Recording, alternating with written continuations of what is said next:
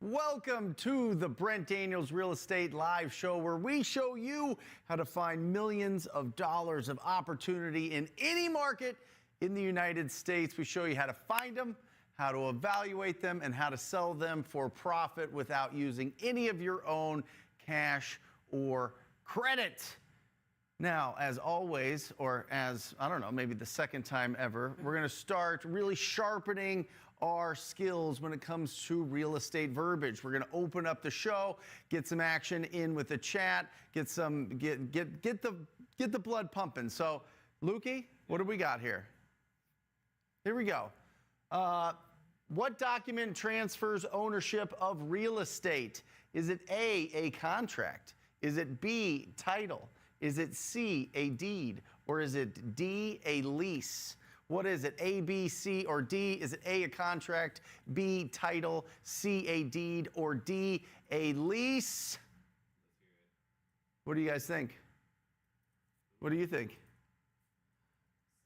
All right, is it A, contract, B, title, D, C, a deed, or D, a lease? It is, of course, C, a deed. Interesting. Some people, I think this was going to trip up some people. Some people are going to go B with title, but it is not. The actual document that transfers is a deed. Warranty deed, quitclaim deed, specialized deed, all sorts of different deeds. I don't know. Next. What happens when a bank reclaims a property due to unpaid debt?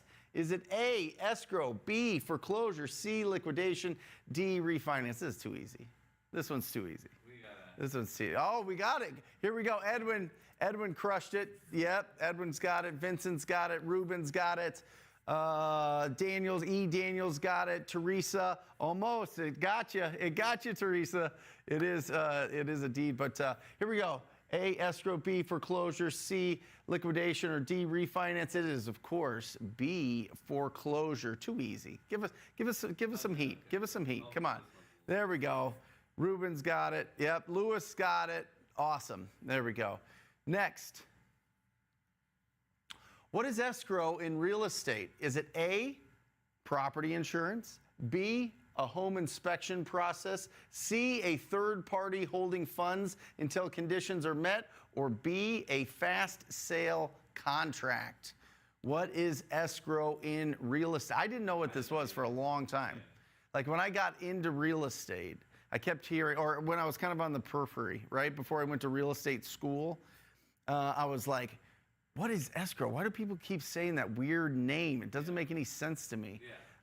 And then obviously I figured it out. But A is a property insurance, B, a home inspection, C, a third party holding funds until conditions are met, or D, a fast sale contract. What do you got? Oh my gosh, we are going. Jerry Lima's got it today.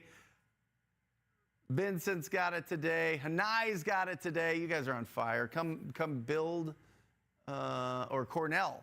Cornell's got it today. Boom. It is, of course, C, a third party holding funds until conditions are met. And I will tell you this, guys, it is absolutely critical that the first person on your team is an unbelievable escrow and title officer, okay, or closing attorney, depending on your state. There's some attorney states that that you have to go through this whole process with them, but they will make or break your deals. It's not there anymore. They will make or break your deals. Escrow and title officers are critical. So make sure that you are getting referrals. Go into all the real estate investor groups, meetup groups, RIAs, whatever, and find the best wholesaling, flipping, investor-friendly title company, but most importantly, a savage, unstoppable, big engine, batteries come included escrow officer. Oh, yeah.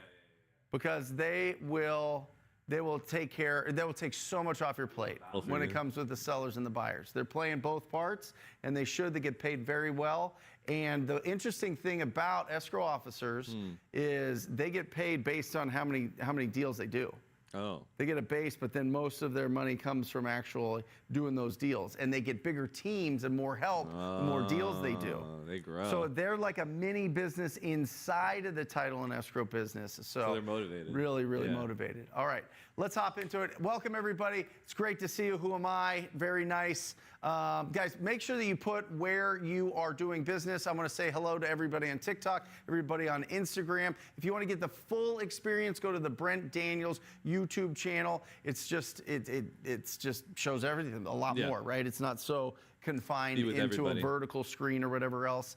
It'll show you everything. So make sure that you go to the Brent Daniels YouTube channel. If you get value, subscribe. There you go. And give us a thumbs up.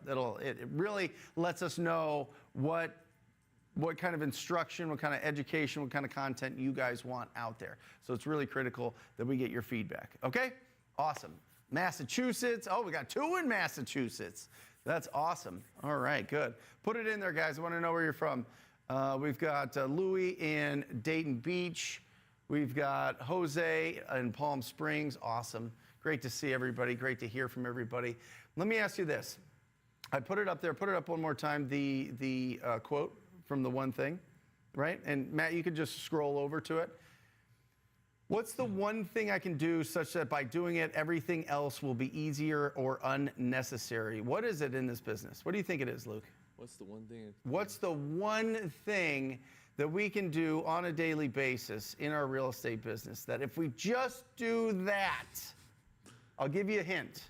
Well, no, I don't want to give you a hint. I don't want you to say it yet. Oh, Nigeria. We got Nigeria, we got Tucson, we got Houston, we got Manhattan. I didn't know Edwin was in Manhattan. That's awesome. I'm going to have to come visit you, brother. All of Texas. All right, Elizabeth, I see you. Wisconsin, Illinois, Indiana. I currently have a 28K fix and flip in Henry, Illinois available. Guys, what do you think it is? What do you think? All right, Lewis says leads. I love that. It's a little bit tighter. Marketing, okay. Oh, Edwin's got it. Yeah. Edwin hit it. I was kind of leading everybody along here. But this changed my life. Reading this book changed everything. This and the Go Giver and the coaching that I got from the Mike Ferry organization as a realtor changed everything, because the one thing that you can focus on every single day is having quality conversations with property owners. That's it. That if you really want to break it down, how many new people are you talking to on a daily basis? And remember, they're either calling you or you're calling them. They're either reaching out to you or you're reaching out to them. That is it, right?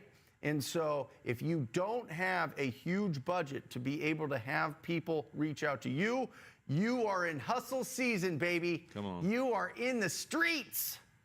Not really. Not like Pretty Woman in the streets, but like you are out there and you are hustling and you're doing everything that you possibly can to have quality conversations with property owners, okay? I guess I'm the second Nigerian you've seen on this business. Yeah, that's right. Super Dev, that's right. That's funny. Yeah, David is absolutely incredible. David is a rhino and he lives in Nigeria, absolutely crushes it. I haven't heard from him in a while. Where's he at, Handra? He's been hiding out. He's been making too much money. That's it. That's awesome. So let's get into this, guys. Will you put up the flow chart? Yes, sir. Guys, this is what I am implementing in my business right now. We're bringing cold calling back into our business, but there's nuance. There's a very specific SOP that stands for Standard Operating Procedure that we've implemented into our business. I'll keep you posted on all the results, but this is something that we've done before with really, really, really high degree of success. And then we got away from it because I really wanted to, whenever you're looking at lead generation, there's 2 ways to look at this, okay? There is, you either spend the money on people or you spend the money on your leads, all right? Matt, put me on the lapel here. So you've got 2 options once you start scaling your business: people or marketing, okay? And this is really important that you decide which route you want to go. Now, a lot of disposition companies, a lot of the Keegley, a lot of Net Worth Realty, a lot of New Westerns, they're on this side, right? They don't do marketing. They go on the MLS. They go after other wholesale deals that are already locked up, and then they get referrals. All right? This is their bread and butter. This is the bread and butter if you want to get a bunch of people. You know, a lot of times these guys aren't on bases. They're commission only, which is really interesting. So there's a revolving door. You got to constantly be focusing on the training and keeping everybody accountable. And usually they're in the same office. Now, I have seen people do this virtually, but I've seen the most successful companies usually have somewhere where they all get together, because that camaraderie really uplifts all of the people to stay longer. It's stickier if you can have people all together, especially if they are commission only. All right? So you have two roads here. You've got the MLS, sell other people's wholesale deals, get referrals, but you need a bunch of people, a ton of people. Or you have less people, but you pour more into marketing. And in marketing, you want a 4-to-1 ratio at scale once you get going. So that's a long-winded way of saying, well, Brent, why did you get rid of cold calling if it was working? It was working, but we were getting it was like one deal per 70 leads. That means we had to go through 69 bad leads that'll never do business with us to do one deal. And once we did that one deal, we had to replace it with another 70 leads. You don't just replace one lead because you did one deal. No, there's a ratio there that factors in, okay? And sometimes, some years, it was like 1 to 120 leads per deal. Okay, so this is a number that you really, really, really, really have to understand. And this is when we had cold callers. Now we have a call center, and I'll break down the call center flow in just a second. But it's really important that you take a look at that and understand that 1 to 70 to 120 leads is what's going to take to get one deal. Now, it's still very profitable if you follow this roadmap that I'm going to show you. So let's jump into that. Too many bad leads. That's right. Happy Wednesday, Tim Warner. Great to see you. Anybody in the chat doing deals in Oregon, make sure that you check it out. Staying focused, Teresa, absolutely. That's the one thing. Everything else, like it's not even staying focused on just having conversations, Luke. Yeah. You know what it is that distracts people? Tell me. It's the different ways to make money in real estate. Yeah. Yeah. Too many things in their face. You know what at I mean? once. Yeah. Yeah. Yeah. Flips. Yeah. Yeah. Rentals. Lending money, creative finance techniques, novations, getting your real estate license and doing listings, working with buyers once you have a real estate license. All of these different things are pulling at different directions. So it's really important that you figure out which model you're going to follow. And that's the point of the show, guys. I want to help you discover which model you want to follow. So all of those little questions, all those nagging little splinters in your brain questions that you have, put them in the chat. Let's get through this. Let's talk about it, all right? Here we go. All right, this is what I got here. This is our process, guys. We got a call center, all right?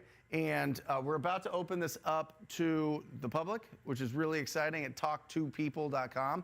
So if you're interested in that, definitely go to there.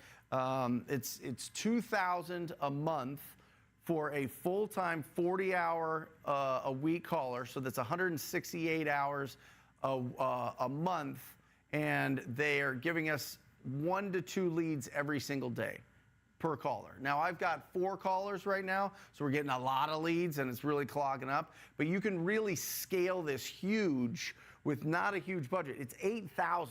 I was spending $25,000 in direct mail, and we were talking to like 20 people a month. Damn. Yeah, it was like $1,200 a call, like a real lead, like real lead, not hey, take me off your list type of thing. So it was more conversations, but we were getting a 0.003%, so a third of 1% response rate from direct mail. So we switched to this, and we go, hey, for $8K, we could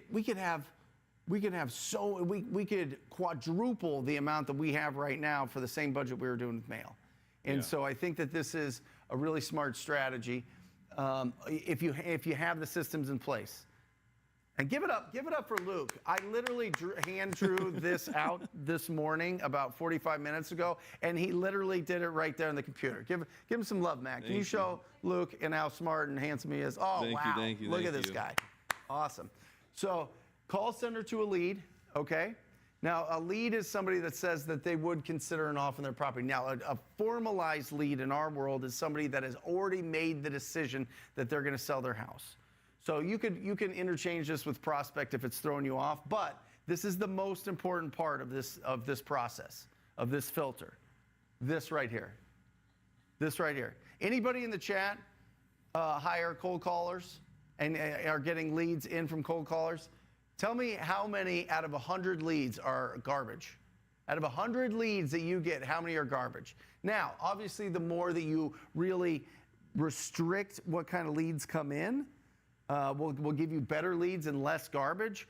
But for the most part, I'm going to be honest, you could train them, you could give them accountable, you could do all these things. They're still going to send you everything that comes in because they want to. Anybody that has a pulse and says, how much will you give me? Or, yeah, I would consider an offer, they're going to send to you. And that's fine. It's up to you to filter them out, all right? Then quality versus garbage. You keep the quality, okay? Now, from quality, did you get in contact with them?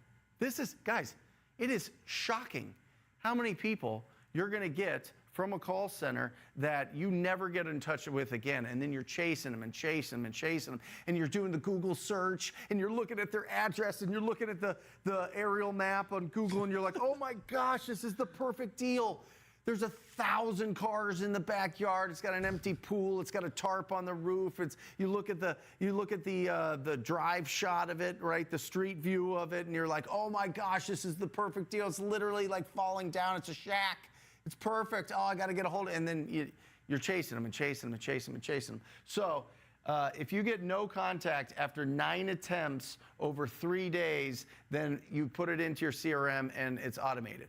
We use our CRM is Follow Up Boss, but guys, I am telling you, there's a great one in Velo. CRM, I think it's InVeloApp.com, is really reasonable because I think Follow Up Boss, we're paying like $500 a month, and you don't need to do that starting out. InVelo will do a lot of that heavy lifting for you, and you can pull your list and do all that stuff with it. It's really, really, really cool. So after 9 attempts over 3 days, so call, no answer, call, no answer, call, no answer, voicemail, text, done. Next day, call, no answer, call, no answer, call, no answer, voicemail, text, done for the day. Same thing on the 3rd day. If after that, boom, automated. Just put it into automated. I don't want you messing with it. I don't want you messing with it. Contact or do what you want. This is what my company's doing. I'm speaking to you like you're my acquisition managers, right? I'm speaking to you like you're in our sales process. If you get a contact here, then they're ready to sell in the next 30 days. This is where I want my acquisition. This is where I want you to focus on. They are ready to sell in the next 30 days. If not, then have a VA follow-up. Have a VA follow-up. Have somebody that you get. We've got Adrian. He's in Costa Rica. I think he's $10 an hour. Wow. Right? Yeah. And like part-time, like 20, 30 hours a week. So it's like $300. I know that this starts stacking up and whatever else. So if you don't have this yet, fine. Just put them into here, which goes into your automated CRM, right? If you can't get them, boom, it goes there. And they're going to follow up for 30 days. 30 days plus follow-up. These are the people that aren't ready to sell yet. They're going to follow up. If they can't get a hold of them, again, goes back into your CRM, all right? But these are who you focus on. So all of these leads, from a funnel standpoint, all of these leads coming in comes down to who's ready to sell a property in the next 30 days. That's who you spend your time with. Those are the ones that you focus on. And then you go to set an appointment or make an offer, and they either do that or they don't. If they do that and they say yes to your offer, then you get paid, right? You sell that deal, you get paid. It's beautiful. If not, it goes back into your CRM and back all the way up back to your call center. Does this make sense to everybody? Does this make sense, Anton? A little bit of applause. I like that. I like that. So, guys, that is our process for our call center. We're going to have that open to the public and talk to people. But that is, I mean, use any call center you want, right? Use any of them that you're comfortable with. But I would highly suggest that you set up an SOP just like that so that you're not wasting your time with people that won't do business with you. Because if it's 1 to 70, 1 to 120, and you have to kiss that many frogs before you get your sweet prince or princess, you're going to be burned out. That's crazy. You're going to be burned out. So there's too much automation. There's too many tools. Is it enveloapp.com, Andra? Is that the right one? Yeah. Awesome. We got a question on Instagram. We got a question on Instagram. Go ahead. Yeah. James Cook asks, are these callers overseas or U.S. based? Yeah, those callers are. You're not going to get. You're not going to get U.S. based callers under 15 to 20 bucks an hour. These are overseas, but I think it's a volume game here. This is a volume game play. And so I think it's a really great strategy, but it is only, can you pull up the wholesaling blueprints? You know what I mean? It's that chart that's green and pink, and it's got all those boxes, and we can go through that. Let me see if I can find it. But what do you guys think of that? Yeah, direct mail was tough. I'm getting close to hiring a caller. I feel like my SOPs before, I need SOPs before I can do that. Yeah, Vivian, there you go. That's what you need right there. The biggest thing is you got to get rid of garbage fast. Get rid of garbage fast, because a lot of people will say, yeah, I'll consider an offer. Yeah, how much will you give me? And they have no intention of ever selling that property. And now you've got your hopes up, and you're doing your lead follow-up, and it's taking your attention, and it's not putting it on the best leads. Remember, lead follow-up is all about triage. Triage, right? You go to the hospital, Alejandra has a cold, Anton has his ear cut off. They're gonna treat Anton first. And the real question is, what did Anton do to get his ear cut off? You know what I mean? Anton's getting some nefarious activities. He's getting crazy. Yeah, hanging out. Yeah, bit off by Mike Tyson. That's right. So guys, what do you think there? What are you doing for lead generation? Have you hired callers in the past before and had challenges with it? Have you tried PPL in the past before and had challenges with it? Have you had, what are you doing with text messaging? Any challenges there? What is going on in your business? How are you finding people to do business with on a daily basis? What are you doing? What are you doing? Also, just as a public service reminder, I should say, not announcement, but please post every single day to your stories you buy houses. Mm-hmm. Please do it. I am so, nothing gets me more excited when people text me or DM me and say, I posted that I buy houses on my stories for like a week and I got a deal. It's like, yeah, try it for a year. Watch how many deals you get. Great question. Do you recommend cold calling for your first deal? I assume you mean do you by yourself, like doing it yourself. I do. I think, this is just my experience, the people that talk to 1,000 people before they hire anybody last longer in this business and find bigger deals, do better deals, and this is something that you need to really, really understand. There is something called, and we just talked about it this morning, learned helplessness. Learned helplessness, where you go, oh, I don't know what to do. I'm going to just hire people. I don't want to do that part of the job. I'm going to just hire people. The number one filter for me for learned helplessness is, have you talked to 1,000 people before you hire somebody? You know, because it's like you're walking through fire there.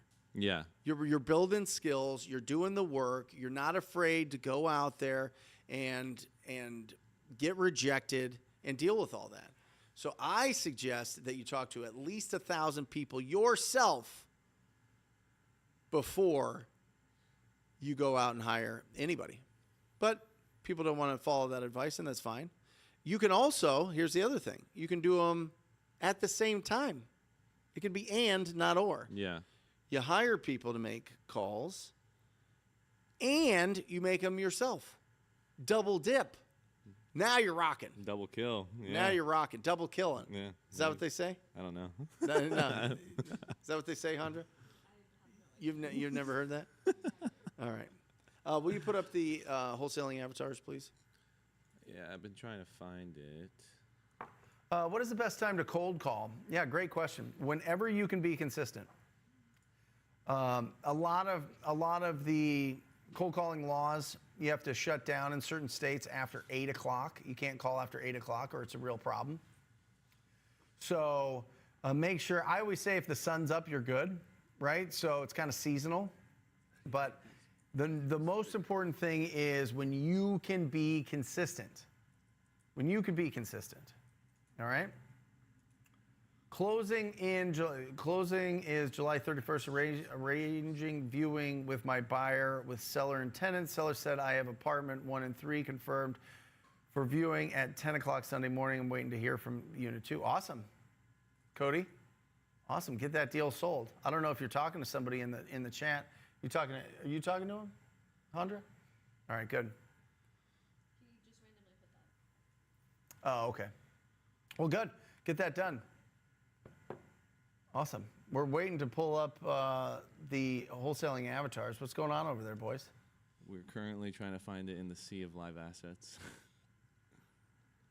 It's right. It's about a third of the way down. It's on the left-hand side. It's literally the one that we use the most. Mm-hmm. It's just not, his isn't previewing images for some reason. which is Oh, okay. really Not annoying. previewing. I got behind due to phone call and text. Got it. You wanted me to read a text and I'll show you. You can pull up this text that I sent to you in Slack. Listen to this, guys. Devin texted me this morning. Coach, just locked up a deal that should be bonkers. ARV 750,000 to 800,000. Guess what he locked it up for, Anton? ARV 750 to 800,000. What do you guys think he locked it up for? It's the red, yellow, green one? Yep. Okay, I think this is it. Cool. No. Oh, no? That's, No, it's the wholesaling blueprint avatars. I figured out how to make preview them. Pressure's on. That's right. What is the best way to build a commercial buyers list? You don't, Jiu-Jitsu. You talk to commercial brokers. Yeah. You're not gonna work directly with commercial buyers. They're gonna always go through a broker. And yep. But that's the vanilla version, but that'll work. So the 300K from Edwin, 350 from Ralph. I love it. Listen to this. Can you pull up his text? Yep, doing it right now. Look at this text. 400,000 from Mario. Coach just locked up a deal that should be around 750 to 800K. Got it locked up for Ralph said 350. Mario says 400. Edwin says 300. Anton says 500. Before. I heard you before. 250. All right. Love it. Hey, Brent, I just started calling and a list of vacant high equity. Oh, what are you locking up for? 183. Holy cow. 183. I'll keep you updated once it's assigned. Who does bigger deals than the Rhino Tribe? Nobody. Guys, we got a crazy program coming out called Tax Sniping University, where tax sniper. That's crazy. Yeah, where you go after the tax defaults, deceased owner, find the heirs, Oh my God. run it through probate yourself with the heirs, get the property, buy the property from the heirs, or buy the tax lien at the auction, get the property that way. It's absolutely bananas. Eugene Latson's coming out with that, and it's going to blow your mind. He said 980,000 this year. Yeah. This year, 980,000 this year. And, oh, by the way, he talks to like 2 or 3 people a day. Yeah, he's He's on the phone a lot. Whew. Tell me if that's interesting. Tell me if you guys would be interested in that. It's absolutely incredible. Make sure they're real sellers and not the fake ones like I had. Yeah, exactly. Yeah, I should text Devin. Be like, hey, make sure title is really doing a fraud search on that for sure. Pretty confident I can get it locked up, but I'm not sure how to go about finding a buyer for a retail buyer like that after. Hey Brent, I just started calling and I was calling a list of vacant high equity properties, but ended up running into a lot more of investors and rental holders and ended up getting a lead from one of them. Property is more of a retail deal though, because I was looking at 150 to 250 properties and the lead he gave is 750. Pretty confident I can get it locked up, but I'm not sure how about finding a buyer for a retail buyer like that. I'm brand new. He said the sellers are just looking to get out around break even at 755 with ARVs 850 to 900. It is not a deal. You're wasting your time. I'm just telling you, do not lock that deal up. Ooh. Don't lock up retail deals. All right? If it's not 50% of ARV, you're wasting your time. If it's not a destroyed property, you're wasting your time. If it's not a destroyed situation, you're wasting your time. Break even means, let me ask you this. Let me ask you this, C-dubs. And this, I'm not saying this in a condescending manner. I'm saying this to like, hopefully Snap you out give you the right filters to know if it's a deal or not a deal. Because starting out, that's the hardest part. Is this a deal or not a deal? So I'm giving you big bro advice here. And that is, if they bought it, I guarantee you this, watch. C-dub. When did they buy this property? Go to Zillow and look at the sale history. When did they buy that property? I guarantee you it's 22, in 2022, 2023, or 2024. Yeah. I guarantee you. Watch. Let me know what it is. Yeah, but don't waste your time with it. If it's a good house and they have no equity, that is the worst lead possible. You need an ugly house with a lot of equity, and now we got something to work with, right? We've got the raw ingredients. It's like you're trying to make chocolate chip cookies with like celery and carrots. You know what I mean? Like it's just never going to be a chocolate chip cookie. It's never going to be a deal. Woo! There you go. Crushing. All right, guys, can you see this? Looks kind of a little crazy. It does look better. Okay, good.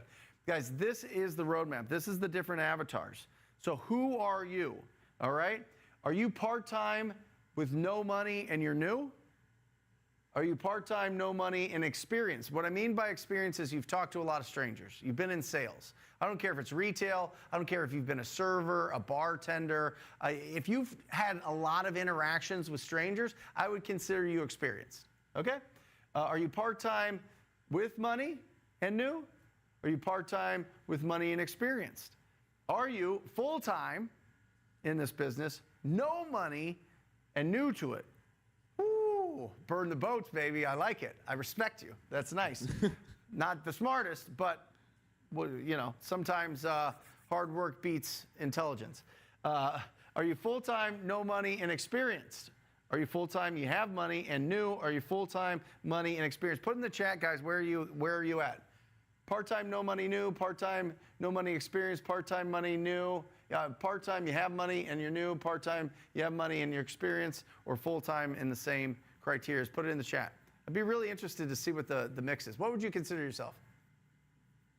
Okay. Full-time. No money, experience. Beautiful.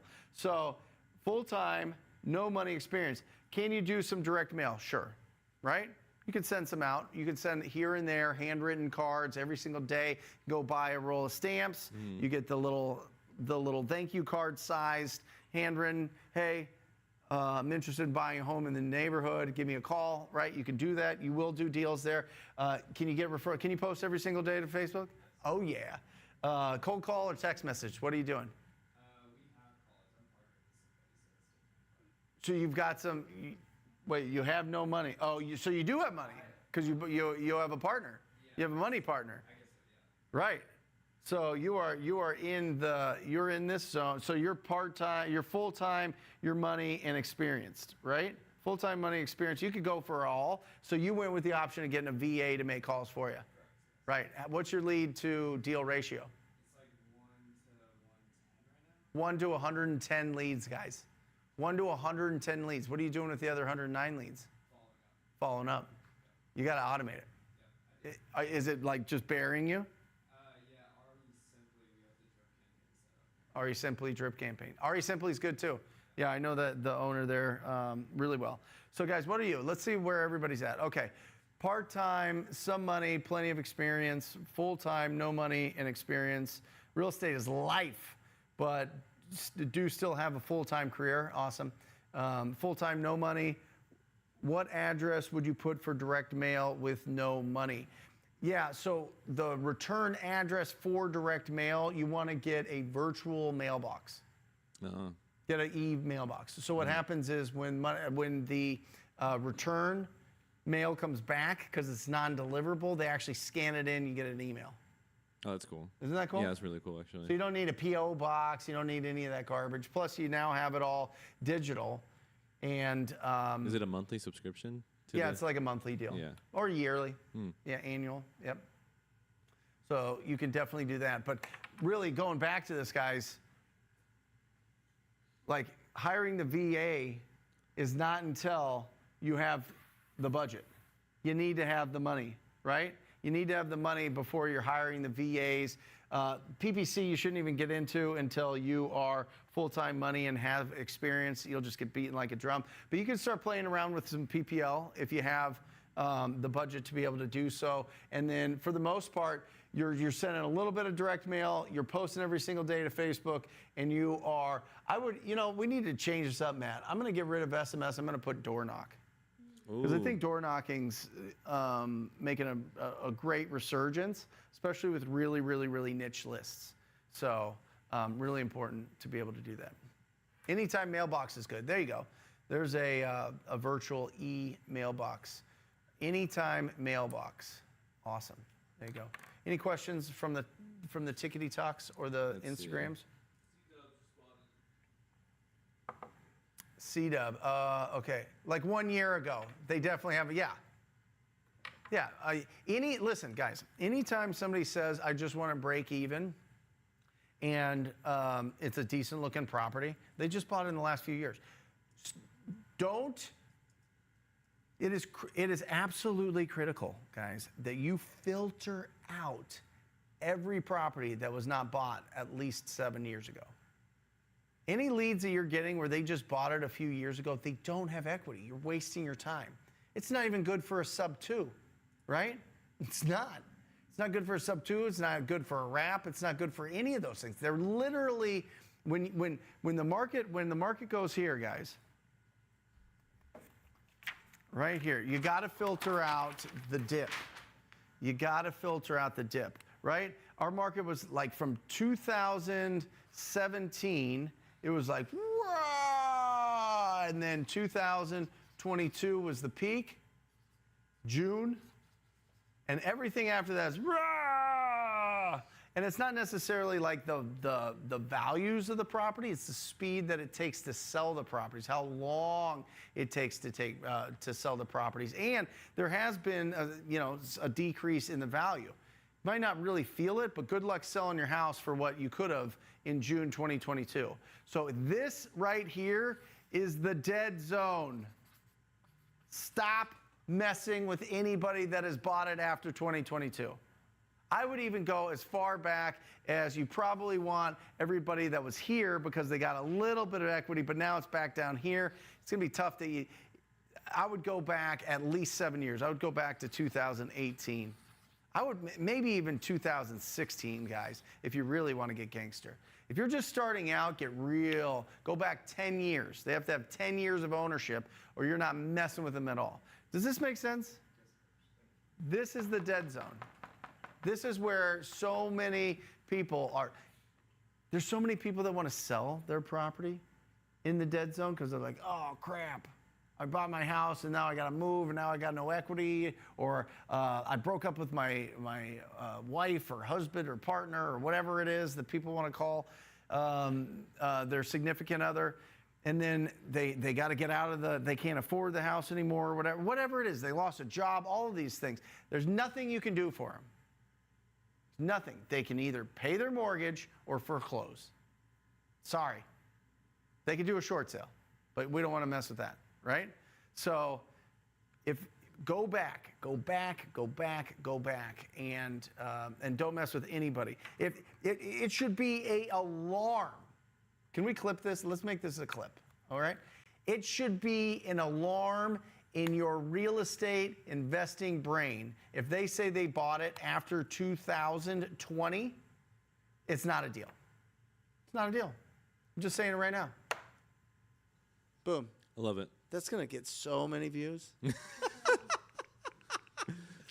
Oh, awesome.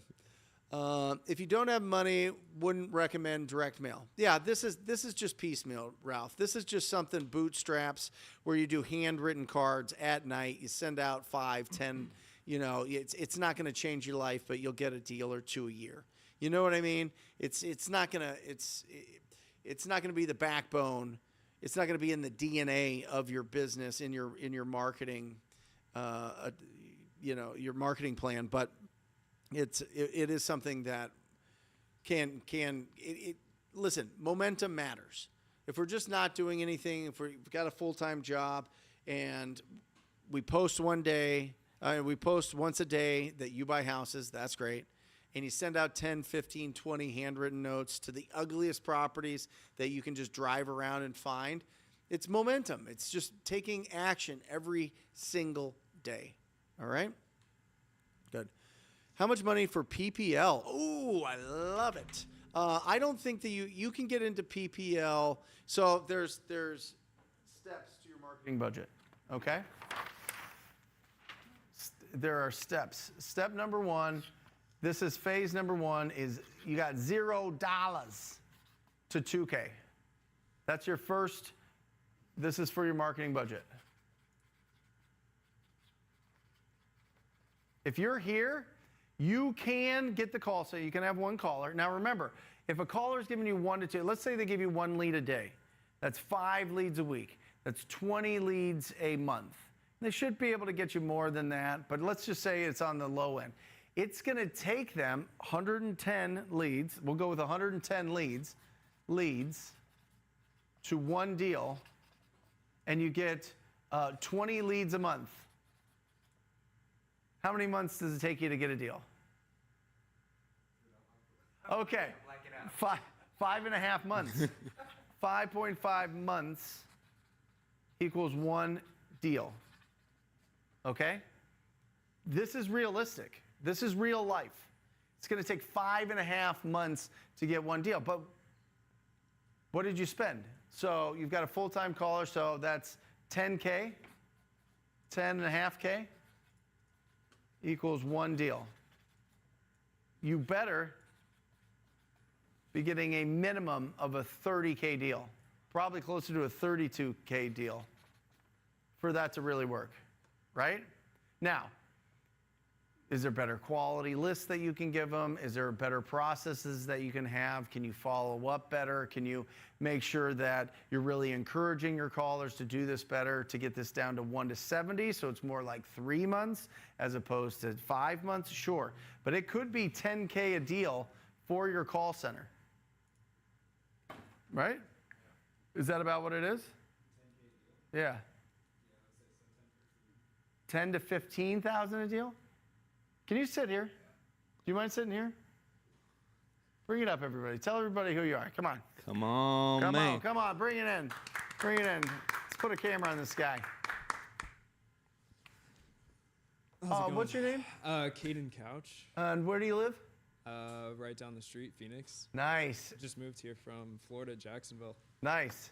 Yeah. Awesome. Yeah, so you get 100, it's costing you 10 to 15,000 to get a deal? Pretty close to that, yeah. How do you think you can reduce that? Better lists, better quality lists. We just switched to county records instead of batch, so Yep. testing that out. County records directly from the county? Yeah, I forget the company name, but there's some company that pulls directly from the county, so Can you find that out before the end of the show? I can text, yeah. All right. All right, let's take a look. Anytime you over full-time and a single dad, 7-year-old, got first 2 under contract with 1 buyer about to sign and 2 more getting under contract right now, just waiting for lawyers. Uh-oh. As I'm in Nova Scotia. Oh. And for all of you that are map challenged, Nova Scotia is in Canada. Wow. Yeah, there you go. For everybody that didn't realize that. Oh, you I said texted sex. him. Yeah, Okay. I haven't. So I'm still getting to the how much money for PPL. That's right. So at PPL, the second step here is going to be 2K and to 5K. That's your second level of your marketing budget. Man, I wrote that terribly. 2K to 5K. This is when you get into PPL. This is when you get into the PPL stuff. You can get into PPL. You can hire more cold callers, and you're really starting to build up your marketing chops. Okay. So, 3. What do you got over there, Handra? What? What are you showing over there? It's a great photo. Okay. Next is 5K to 10K. And this is where you're starting, you're getting into PPL, you're doing more direct mail. You can either expand your cold calling team, and then you could start dabbling in PPC. And then step 4, 10K a month, you're doing PPC. PPC is the absolute best. It's the fastest, most highest intent leads possible. But it takes some time to get there. Then you have to have really good sales processes for any of these, especially PPC and PPL. You have to be really, really, really tight in your response to those leads when they come in. So as soon as that lead comes in, you're on it right away. How much are you going to make on that deal, by the way, Cody? Let us know. Do you ever sell properties or land on owner finance? I'm considering it with a piece of land, Brent Bauer strategy for passive cash flow. It seems like a good alternative to traditional rentals. I love it, Jared. So Brent Bauer's method is he goes out and finds rural land, and he will get it at 10% of the tax assessed value, okay? In rural, out in the middle of nowhere land. Now, if it's in town, if it's in a neighborhood, you want it to be about 10% of what a brand new house will sell for. But what he does is he gets it under, he buys it cash for 10%. So let's say that he buys a property for $2,500, okay? Then what he does is he goes, hey, I will sell you this piece of land to whatever on owner financing, right? On owner financing, you only have to pay me $200 a month for this piece of land. But the down payment is, and he tries to get $2,500 as the down payment. He tries to cover what he bought it for in the down payment, so he's at break even. So then all of his cash flow is coming in on a monthly basis. And then he puts it's not a rental agreement, he actually puts a note. He writes a note, so he gets a lien. He gets a deed of trust on it. He becomes the bank, essentially. No. And so he does the owner finance technique. And I think it's a great strategy as long as you're in an area where people want to owner finance land. But it's, listen, you want to talk about shooting fish in a barrel with direct mail? You direct mail the people that owe property taxes on vacant land in the middle of nowhere, they will literally sign over the deed to you. Wow. We were getting 7 deals a week off of about,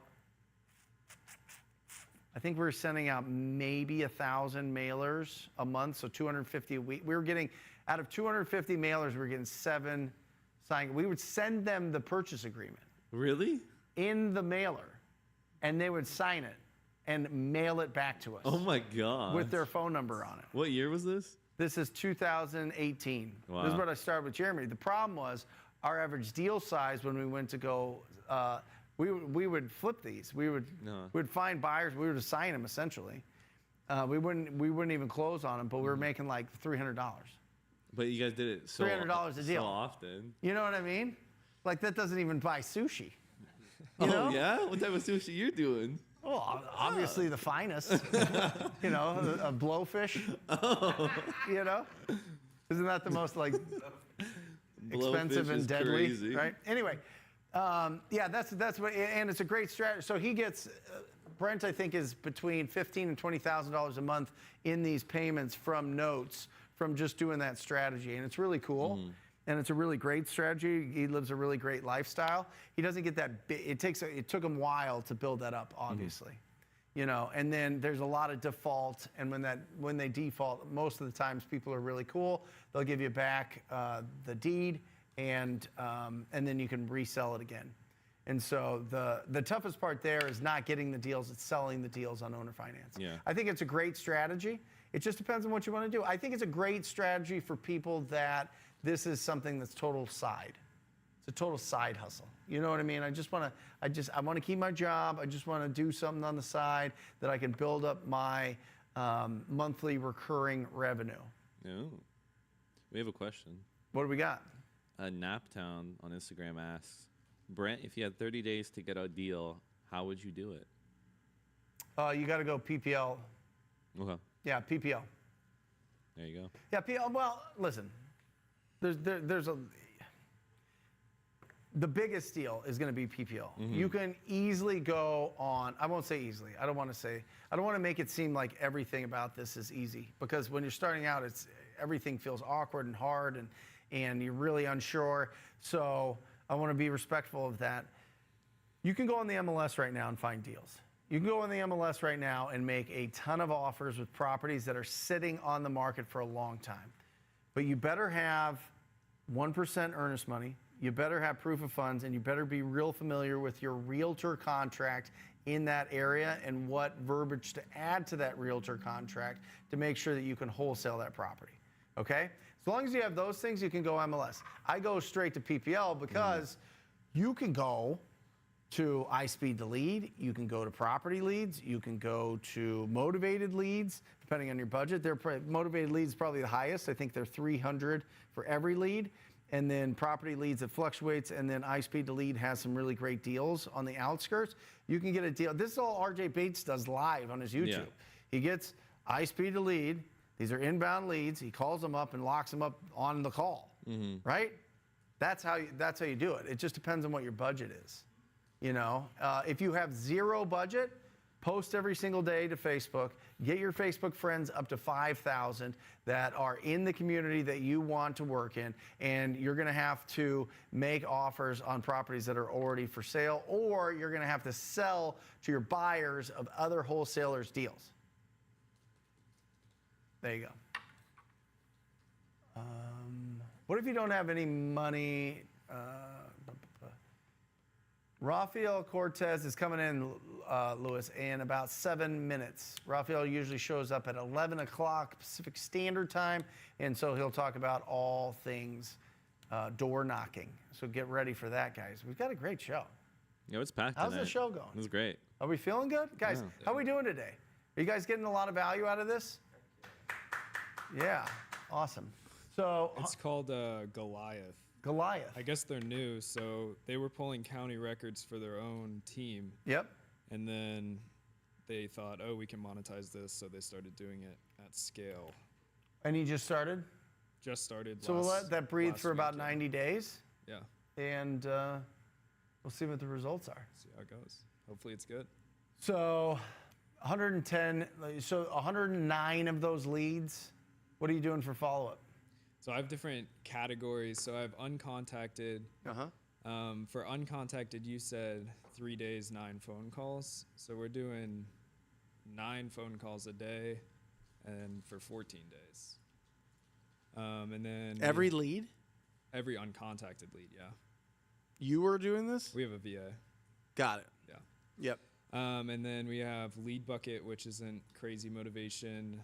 Nurture, which is more motivated, and then offers made and under contract. So, and following up with drip campaigns. Who are on you all of talking those. to?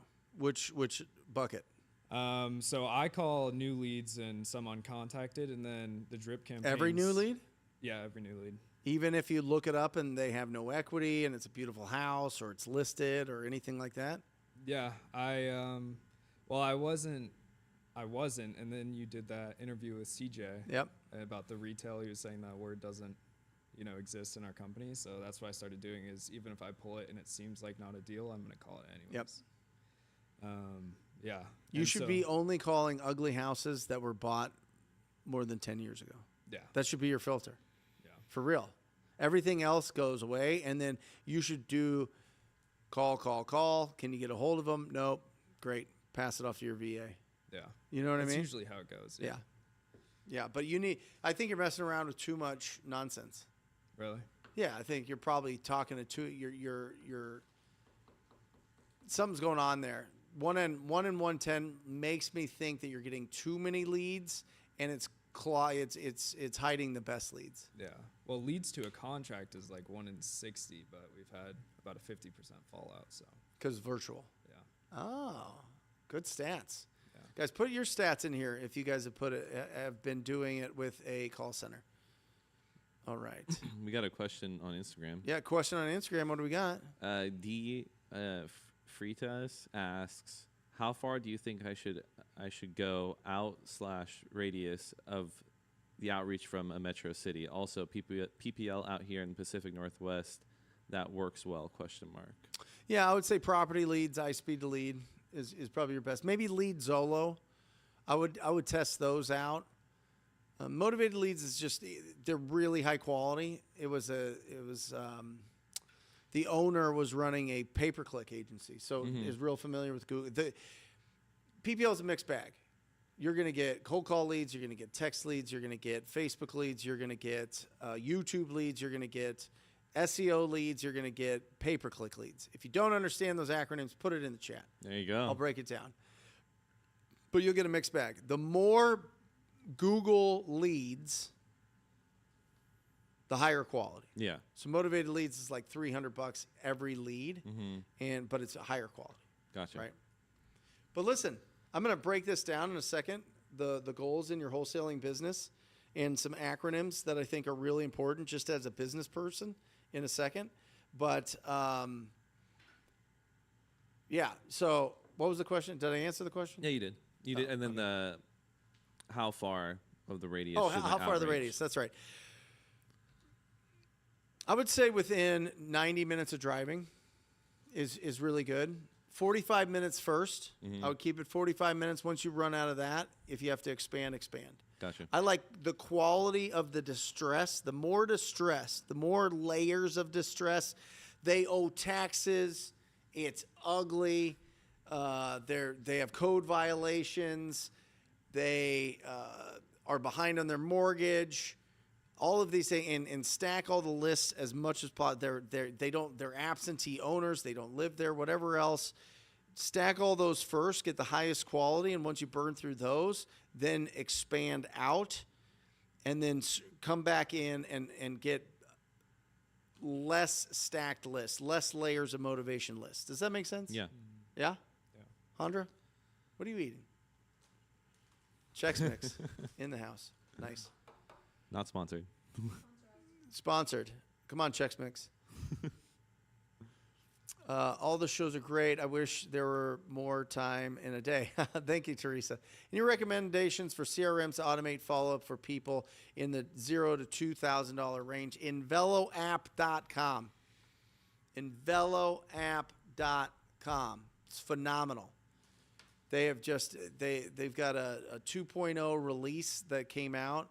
And Justin Silviero is the owner of it.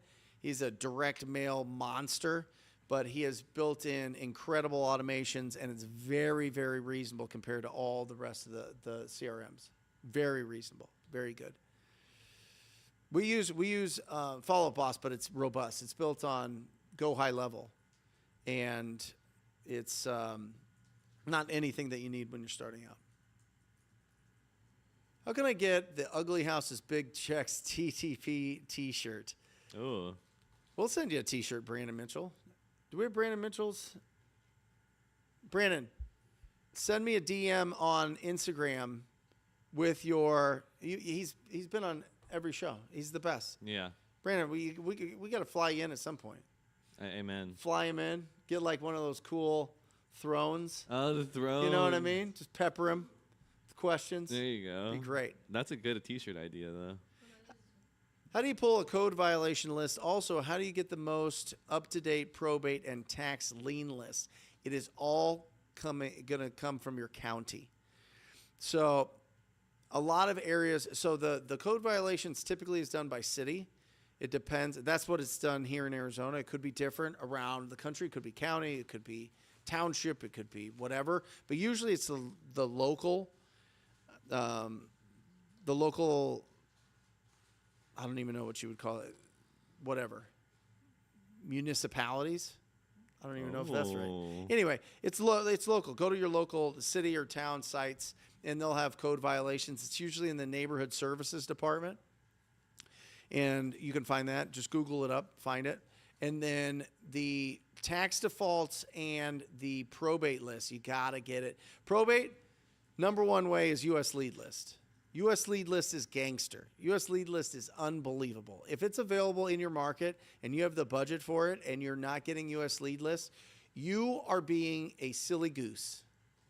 A silly, silly goose. I would definitely get that. You can pull probates directly from your county as well, right? County recorder's office, and then tax default's the same. Pull it directly from the county. You can also go to realsupermarket.com, realsupermarket.com. Tell both of them TTP sent you, or use TTP code at checkout, and they will hook you up. But those are great resources to be able to use. You got a question on Instagram? And guys, if you're watching the replay of this, we're going to put in all of these links into the comments after the show, because for some reason the chat's going away after the show's done. So we'll put it in the comment section, so definitely check there. Go ahead. I am Jacob Bowman says, I live in Nashville, Tennessee, and around 80% of the calls I make, they all say that they've been already called multiple times that week. How would you suggest combating this in standing out? Yeah, you're going to run into it. It's inevitable. It's inevitable. So how can you get creative on finding people that aren't getting calls? You want to see something crazy? I'll show you something crazy. Tell me. You want to talk to people that nobody was called? All right, here we go. Here we go. All right.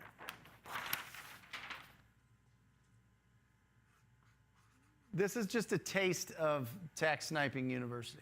Ooh. Tax default. Boom. You get the list of tax defaults. You're looking for the ones that are, let's call it 30K plus, maybe 20K. We'll do 20 to 30K plus in taxes owed, taxes and fees owed. Oh, geez. I'm using a highlight. I'm using a dry erase. Taxes owed. Okay.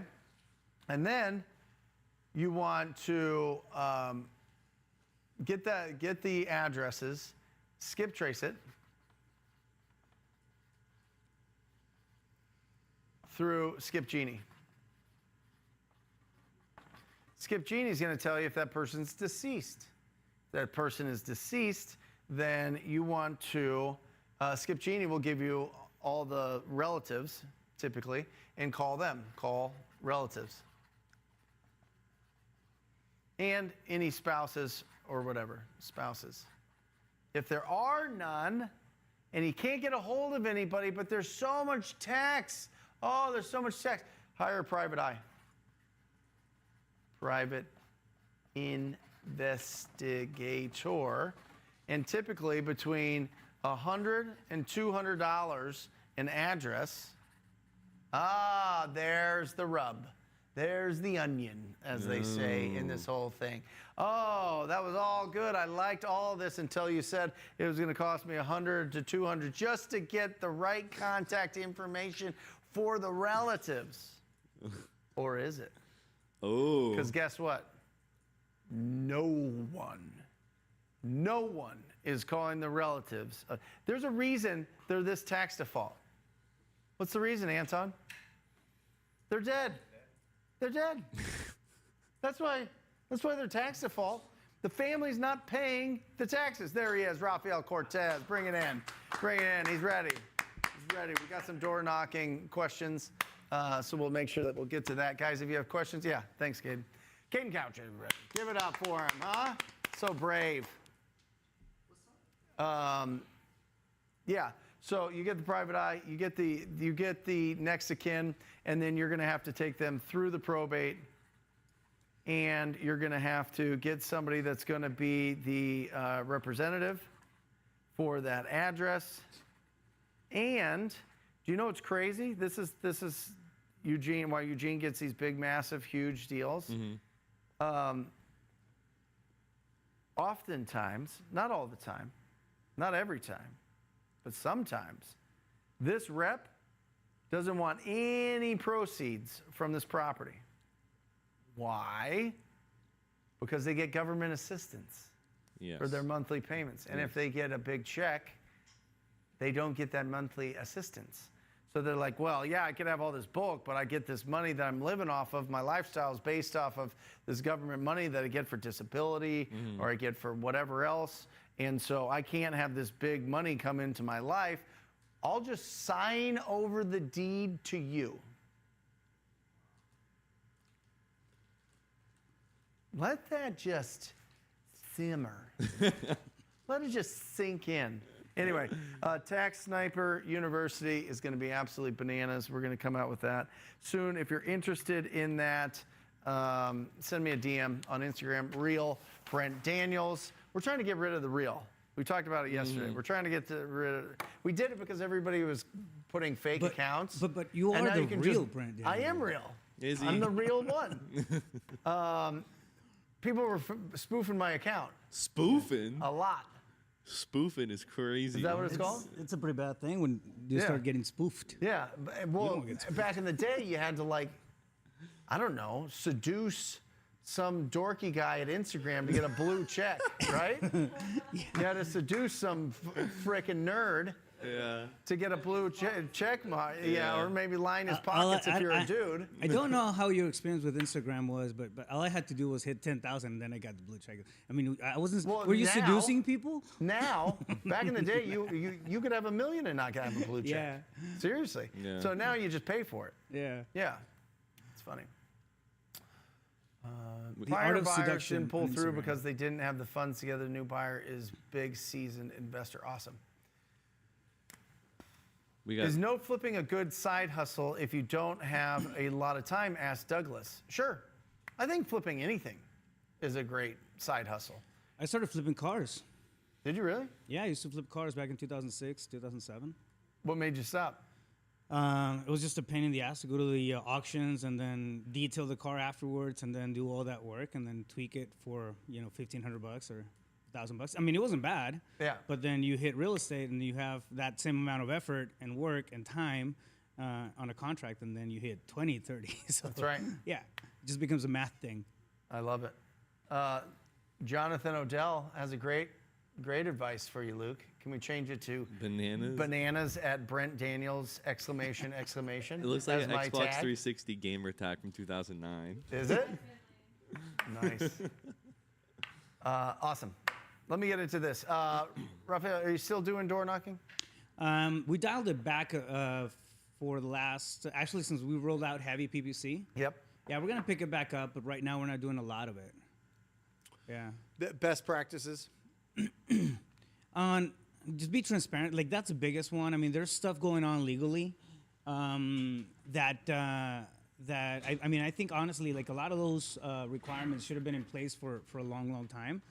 What do you mean legally? What Well, does I that mean, for example, there's suits going around, that as far as disclaimers and things that were not being disclosed to sellers and stuff. Are you like talking that. about what happened here with Helping Hands? Yeah, Where they it got- went in as a foreclosure rescue, which was really just, hey, sign the deed over to me secretly. Yeah, exactly. Wait, so sign really? the deed, Yeah.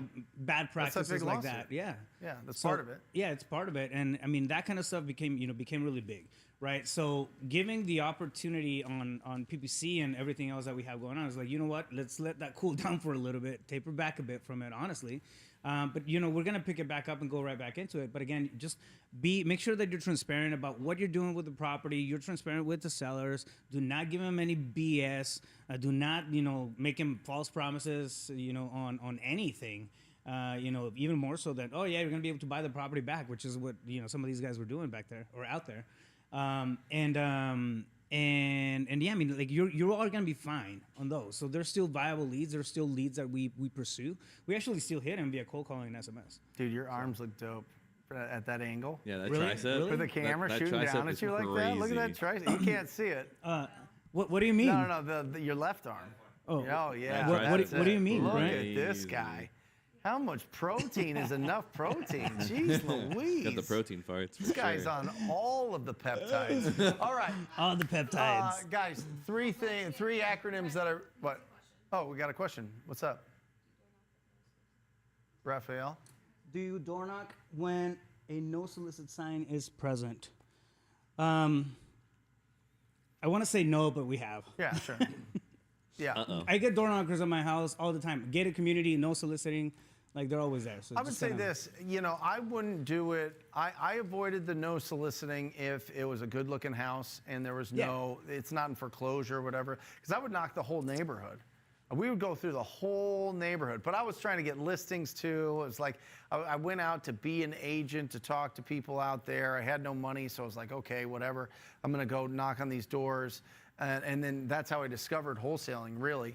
And, but then once you really, really, really specifically define which doors you're gonna knock, that's the best thing. And if they're if they're gonna lose their house, I would go bananas. Yeah, I don't think that really applies there. As long as you're going there to buy the house. Don't go there sneakily as some other service. Yeah, I'm not gonna let a sticker prevent me from a solution, right? The interesting thing was, those were the best conversations that I'd have. Yeah. Is the people that had the no soliciting. Really? I always thought that they'd be like Karens. Yeah. What's the guy version of Karen? Carl's? Derek. Darren's? Nah, Does Darren work? All right. oh, Dan. Sorry, Darren Sorry, Bentley. Bentley. Ben. Our podcast producer, unbelievable podcast producer. By the way, guys, Wholesale Hotline podcast, check it out. Wholesaling Inc. podcast, check it out. And CEO Pulse. Yes, sir. CEO Pulse. Check out all of those podcasts. Those should be in your favorites. Hit it on your phone on any of the podcast platforms. All right, here.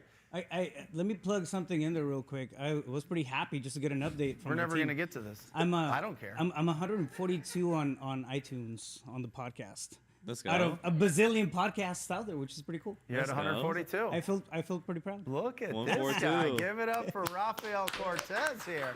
Let's give him one of these. Woo! All right, so now you had something to say, Brent. Let's go to that. I totally forgot what it was. Oh, this, yeah. Guys, these are acronyms that you're going to find all over the world. And these are ones that are going to get more and more and more popular.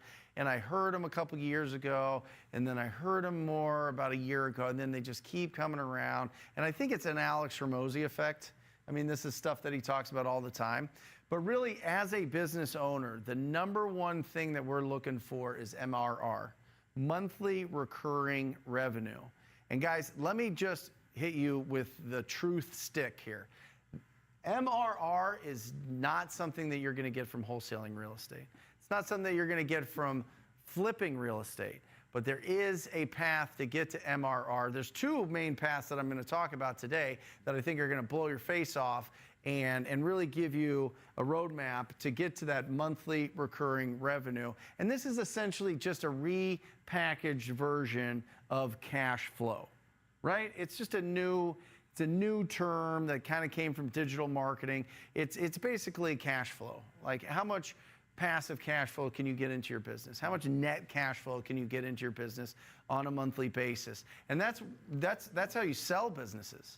This is the number one thing that they look for with selling businesses is what is the monthly recurring revenue and how long does it last? Anyway, next is lifetime value of a customer, LTV. Now listen, our lifetime value of a property owner is one time. It's like that lifetime value is one house that we buy from them, right? So we're not getting repeat typically, unless we have really good referral database. That's why we're really loud on Facebook. That's why we build 30 real estate agents or wholesalers that refer us one deal a year. You can get that from here, but most of the time when we're direct to seller, this doesn't exist. It's like one time we live with them. Next is the cost to acquire a customer. That's called CAC, all right? And this is really important. Basically, what is a cost per deal? What does it cost you per deal? So when you're looking at what is the goal of your wholesaling business, guys, this should be right in front of your face. $30,000 average per deal. This will solve 90% of your problems. $30,000 average income per deal. All right? And then from there, once you start replacing yourself, once you start scaling and building your business, the way that this looks at, if you want to be a business owner, if you just want to stay in the business and have that specialized skill and keep all the money for yourself, awesome. You'll probably get to where you want to go faster. You're just going to have to be in hustle season for probably 7 to 10 years. I would say 7 minimum, 10 is most likely, right? Which is great because you can still accomplish what I'm going to tell you to get to your monthly recurring revenue. And I bet you probably, what do you think the monthly recurring revenue is that I'm going to suggest? Anybody? Put it in the chat. Put it in the chat. What do you think it's going to be? All right, so gross income, 25% should be marketing costs, 25% should be your people, 10% for operations, you get a 40% profit. From there, your 40% profit goes down to these, right? Your lifestyle, your business partner. Somebody asked a question about business partners in real estate. You already have a business partner. It's called Uncle Sam. It's called Uncle Sam. You already have a business partner. You do not need another business partner. Now, if that other business partner is, if you're going to be flipping properties and they're really good at raising funds and they're really good at running the projects and you're really good at finding the deals and doing that, great. I totally respect that. If you're in a pure wholesaling business and you have business partners, you have slashed all of this is now 50%. You get 20%, and then it goes down to the bottom. You're never going to get out of the rat race. You're never going to get off of the treadmill, right? So you got lifestyle, taxes, savings, and then investing. I suggest you use this business to get to $300,000 in an account after taxes. And then you buy a lot of properties and you BRRRR them. You BRRRR them because you can recycle this thing over and all you need is $300,000 after taxes. That might seem like a bazillion dollars to you right now, but I guarantee you, if you follow the path of talking to new people every single day, having those conversations, making offers, the momentum will pick up. You will find success in this business as long as you stay focused. You'll be at this point where you have $300,000. You get into BRRRR, you start building up your rental portfolio, and then you get the monthly recurring revenue. What is the monthly recurring revenue on rental properties? The rent. You get rent. Somebody goes to work to pay you to live in your asset, right? Now, for the first 10 years, you get no cash flow. I'm sorry. You're just not going to get cash flow because all the cash flow in your rentals is going to go back into the properties because it takes $2,500 to $3,000 a year in maintenance fees. And then when people leave, you got to clean it all up. You got to pay somebody, property manager. You got to do all these things to get that property re-rented out. So for the first 10 years, but here's the key, and this is what nobody does because everybody gets lazy as landlords. That's why we buy these properties 10 years from you that bought the rental property, not you, but he buys it from landlords because the landlord goes, hey, tenant, how about this? How about this? You don't call me and things break down, and I won't raise your rents every year. Deal? That is the death of real estate investing. What you need to do is make sure every single year in your rentals, you increase the rent by 5%. 5%.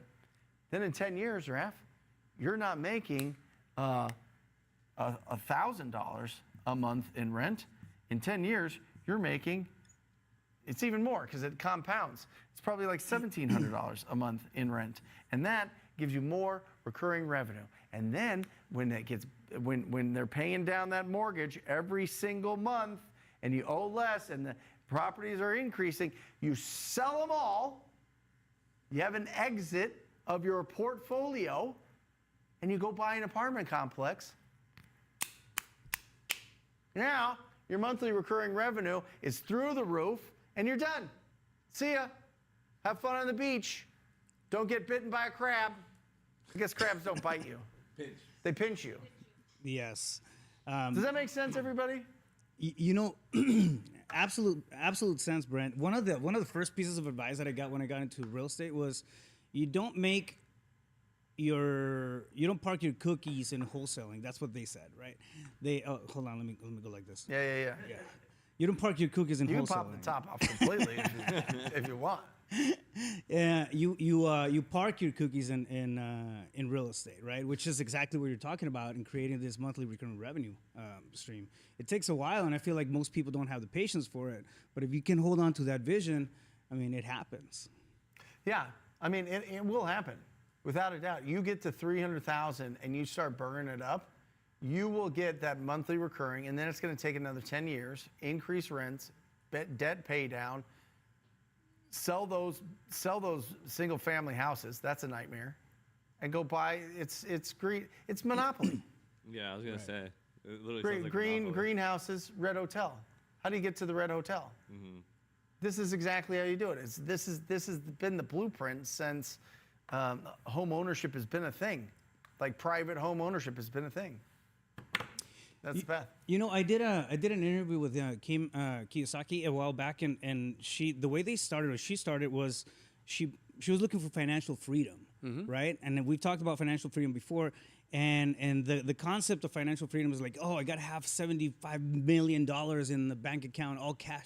And it's not that. Look at your overhead. Look at your monthly expenses, right? If you get to a point where you have monthly recurring revenue and it matches or exceeds your monthly expenses, I mean, you've hit financial freedom. Yep. Sometimes that number is $10K a month. Sometimes that number is $5K a month, $7K a month, right, to sustain a certain lifestyle. But if you do this over and over again, you get to that. I mean, you get to that point. Can I show the other one? And this Yes, sir. is one that you're very familiar with because you have a bunch of students in your program that are doing this and doing this on a high level.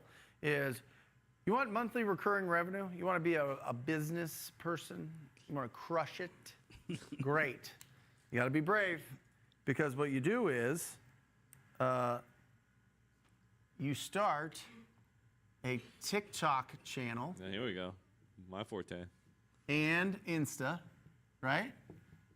We came up with either a computer or something, or two phones. One needs the service, one can just be connected to Wi-Fi, so that you can live stream, and then you just live stream your cold calls. Yep. Or PPL. Buy the cheapest PPL leads you can.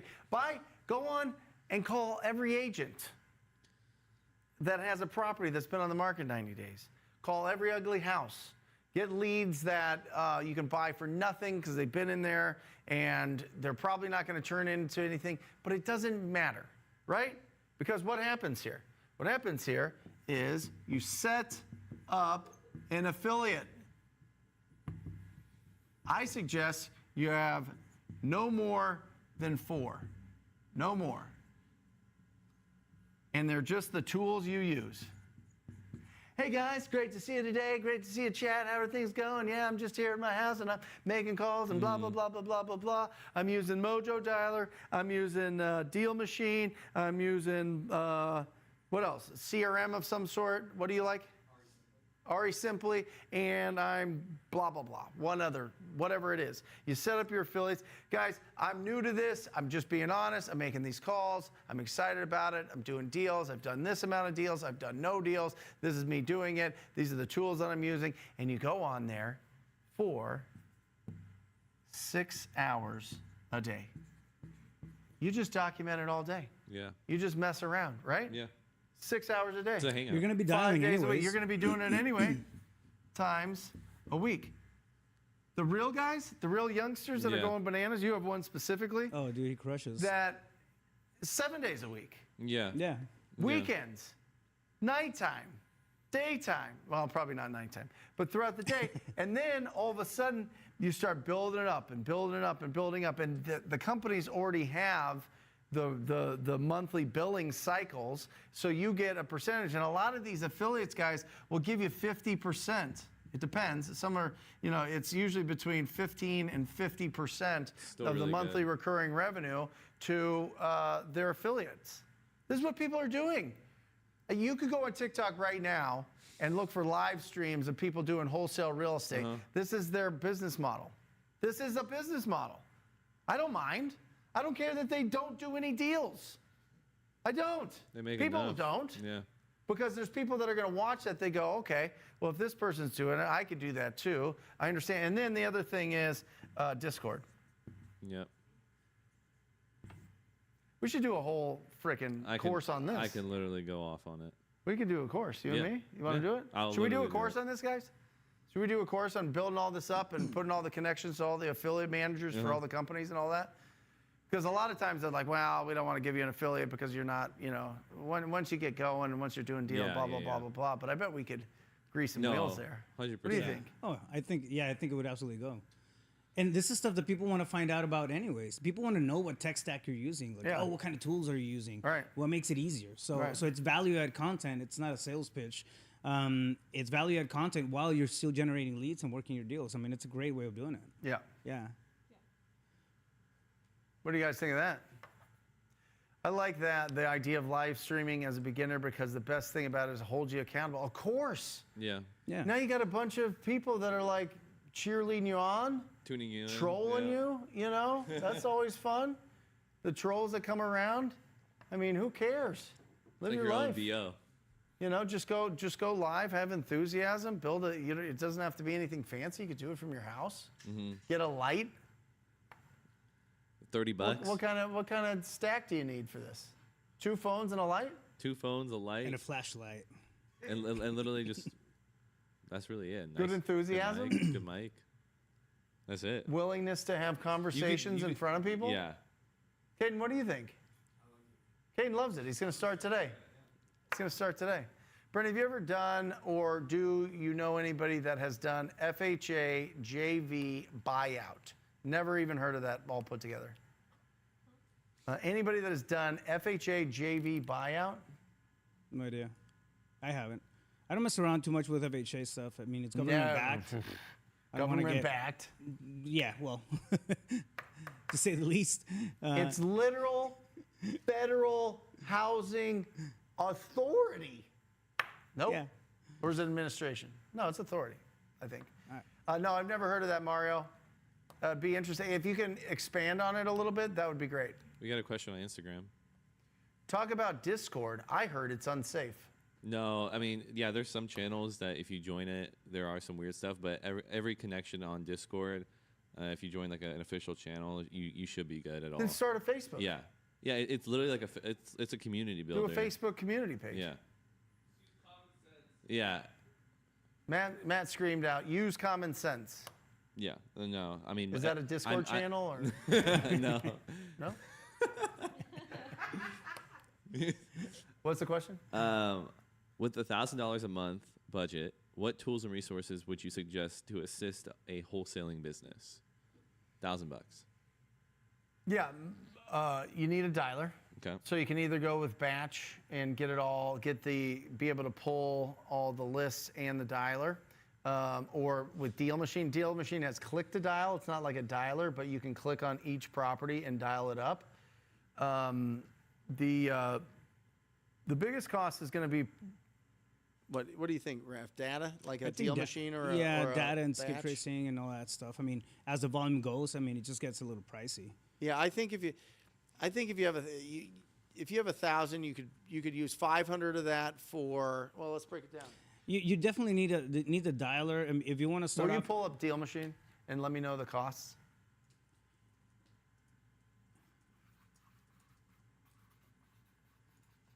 Deal Machine is, they have 10,000 free skip tracing. How much is that one? Let me see. I believe it's $100. 100. And it's like 120. 120? So you got 120. Will you, I was going to put K. 120.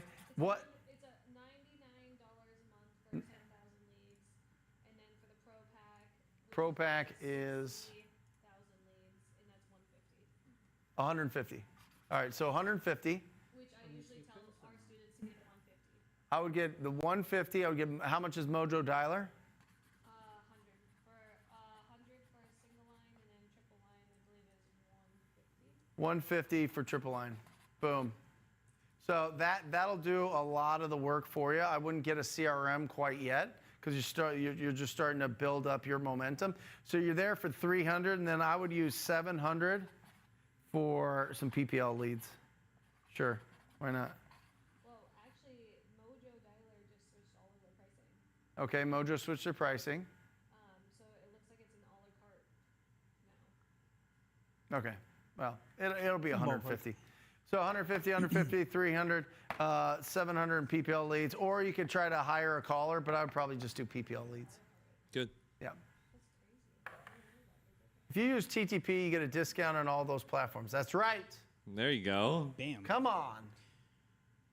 Give me that monthly recurring revenue, Get 'em- baby. get 'em all. Affiliates. No, it's insane though. Like you're 100% right with the whole TikTok thing. Yeah. They make probably so much money off of it, and because people are either new to wholesaling, don't know how to do it, they're like youngerish people, and they can just sit there and just have a good time. Listen, there are YouTube channels Yeah. that have a lot of subscribers that say nobody needs a coach. You can just get it all on YouTube. Yeah. Here's my affiliate link. That's the business model. You understand? You guys understand that, right? Yeah. Like at the peak of affiliates, I was at 215,000 a month. Yeah, that's insane. Yeah, back when there was 90,000 wholesalers. Yeah. Now there's 20,000. Yeah. Which is exciting. I think it's actually growing back again. What do you think, Raph? I think it's getting more. I mean, obviously, with Bro. all the regulations in Yeah. different states, that's really restricted it. Text message marketing going away, that's really restricted it. Requirements of real estate licensing, that's really restricted it. And we've been seeing it for a while, though. You have to get. This is one of those things that progressively you have to get better. Otherwise, you fall Yeah. off.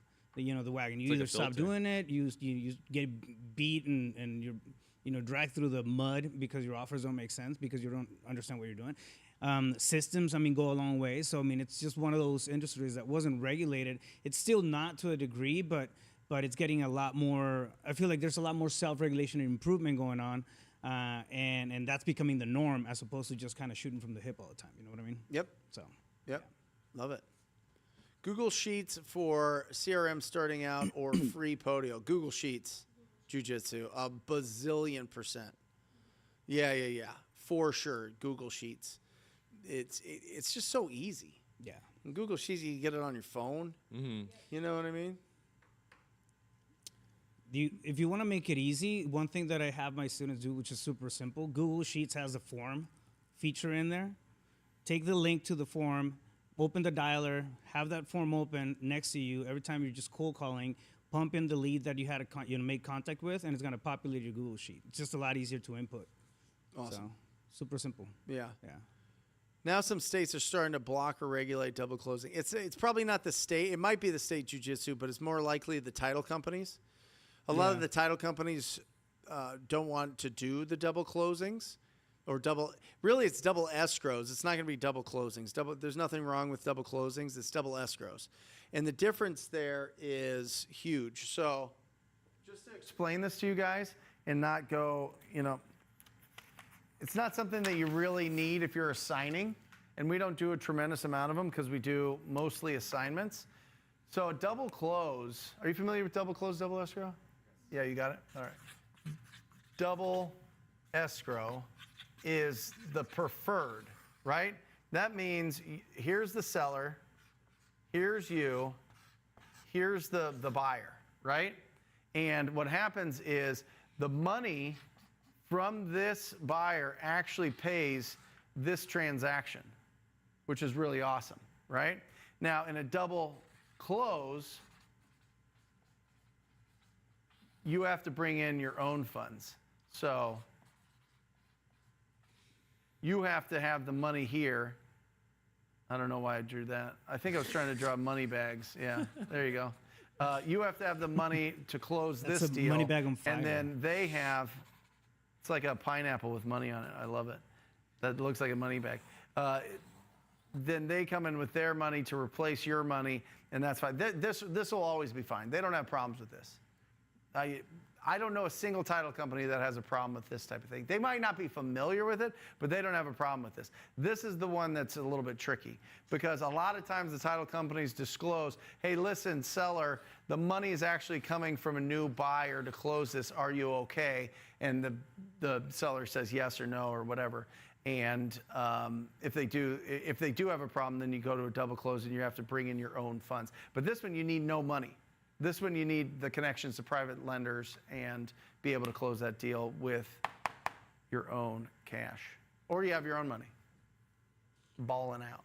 Nope. Use Trello, free CRM. Yeah, Trello's great. Yeah. Trello's interesting. I mean, I don't know. The Trello boards kind of, to me, aren't my favorite. But it's good for statuses and I'm stuff just like not that. used to Just kind of keep the deals in line. But remember, like, you don't need to upgrade unless you're working with more than 100 active, leads or records in there, prospects I call them. But yeah, at first I wouldn't even worry about CRM. Just dump it in a start. I mean, I love the example that you always talk about where you used to dial out of your filing box. yeah. Yeah. Yeah, So- an accordion binder that has. Can you get me that, Luke? It's sitting right in Matt's office right there. I have it as a prop now. Well, I mean, But it literally made. I did my first $1 million this way. Is just this thing that I got. I actually bought this from Office Max or Staples, whatever it was. But you can get them on Amazon. It's nothing. This is just the January through December one. You can see it's got like 12 little things. But I also had another one that was 1 through 31. So I would go in and pull out July, and I would put when I was going to call those people back. Just I had a lead sheet that we made, and I would fill it out, and I'd have that lead. I always liked having something I could write on for Yeah. notes when I'm having the conversations, right? And so I would just take that lead sheet and I would just put it in, follow up in 2 days. I would go, I'm going to put it in on the 18th, pull out the 18th, call up people that are on the 18th, and that was lead follow. Made it easy for you. Dollar bills. Yeah. That worked for me. That worked for me more than it sitting inside of a computer. I always thought that if I couldn't see it, couldn't write on it, it would just disappear in the CRMs, but that was 1,000 years ago. I mean, I've been doing this for 1,000 years. Look at Howard. Howard, Brent, 2 closings this week totaling Let's $23K. go. One of those took 3 months. Rhino right there. Yes, sir. bam. Nice, Howard. Now you can buy some more furniture, bro. Let's give him a bell. Let's give him a bell. He's on the support calls in the Zoom, and Yeah. it's like, desk, nothing in his house. He's house Nothing boy on the right now. walls. Yeah. I think he's got like an inflatable, like pool chair Let's for his go. couch. No, but he did what you did, Kate. He moved to a new state and is doing great. Kim asked, hey, can Rafael talk more about door knocking strategies? Sure can. I mean, that's a It's a loaded Very question. I mean, it's vague. it's a very vague, open question. Yeah. I guess I like. Well, one thing that I can do: send me a message, and I'll send you guys a script in the process. I mean, I have literally an SOP. How do they send you a of- message? Hit me up on Instagram at Rafael Cortez CEO. Just shoot me a DM, and I'll send you the SOP. So I have a standard operating procedure for door knocking, literally like a step-by-step outline of everything that He won't send that it we if you do. don't follow him. Exactly. Ooh. Yeah, That's the filter. Yeah, that is a filter. You know, I always forget about the CTA. I always forget about the call Come to on, action. Raph. Yeah, I know. I'm dropping the ball. But yeah, I think that's gonna answer a lot of questions. I'll send the SOP and then I'll send the script out. So Guys, remember, TTP Insider as well. TTP Insider, we have a ton of free training downloads, a lot of the graphics and the sheets. We'll get them all in there if they're not in there. But go to TTP Insider and get access to Circle. Circle is a great platform for all of the stuff that we have for education and community and all that stuff. So get in there, go to TTP Insider. It's finally back. We got it back from the Russians. They kept hacking us over and over and over. They were like, oh my gosh, your cold calling scripts are so incredible. We want mod. Yeah. That was my Russian accent. That was really good, We Ryan. want mod. That was good. Was it? Yeah. I mean, Nailed it. I mean, it's pretty good. If somebody has a very crappy house, rat infested and mold, I offered $60K a month ago, and they messaged, am I a douche if I make a new offer of $50K swing? It's been 30 days since the initial offer. Absolutely not, Cody. Pain is going up. Price is going down. Yeah, listen, guys, you have to stay in the 70% minus repairs right now. 70% minus repairs off ARV. ARV, 70%. I don't know if I have any more paper. Here we go. Matt, do we have more of these big sheets? One left. Okay. So ARV times 70% minus repairs. Remember, guys, repairs is $35 a square foot for a cosmetic. Anything that is a main mechanical part of the house, the roof, the air conditioning unit, the boiler, the heater, there's mold, there is electrical issues, there's foundation issues, there's pool needs resurfacing. Just add $15,000 on each of that onto $35 a square foot for cosmetic. If you are in an area that the median sale price is over $500,000, bump this to $50 a square foot. But for most of the country, $35 a square foot will serve you well. Add $15K for any major items, minus your fee, your assignment equals your max allowable offer. Guys, this is the world we're living in. We're living in that world. 70% minus repairs. It is easier than ever to lock up deals. Easier than probably the last 10 years. This is the easiest time in 10 years to lock up deals. It's the not even the hardest time to sell the deals. Hardest time is when interest rates went crazy. Yeah. In 22, because that really screwed a lot of the flippers, and they got stuck with it, but now they've been seasoned to it. So we're in prime time. I think that's why more wholesalers are coming back. We're pretty excited. We've had a really good week. We've locked up 5 PPC deals since Saturday. Yeah, come on. 5 PPC Ring deals. that bell. Ring it. Ring it, Raph. Nice. Bam. Who runs your PPC? These guys, the TTP, PPC, TTP. Yeah, these guys. Some dude. He's got big arms. I mean, super cool guy. He sure does. He's on TV all the time. Yeah. All right, that's it. Mr. Brent Daniels' team. I'll tell you what. Boom. Yeah, talk to people, guys. If you are in that position, if you've got a robust business, you're doing really well, you got your systems in line, you have to check out our pay-per-click agency at talktopeople.com. Nobody's better at it. Nobody cares more. Nobody's better at it. Nobody has more experience. And all the people are in my office that run it. So they are the best trained. I don't get tired about saying this, but last year I ran PPC. I was trying to run it by myself. Yep. And we had somebody in house and doing the whole, it's a full-time gig, man. It's night and day, like compared You to. got to be obsessed with it. Yeah, exactly. And Like, our guys are obsessed with it for the maintenance of millions everything. of dollars in spend.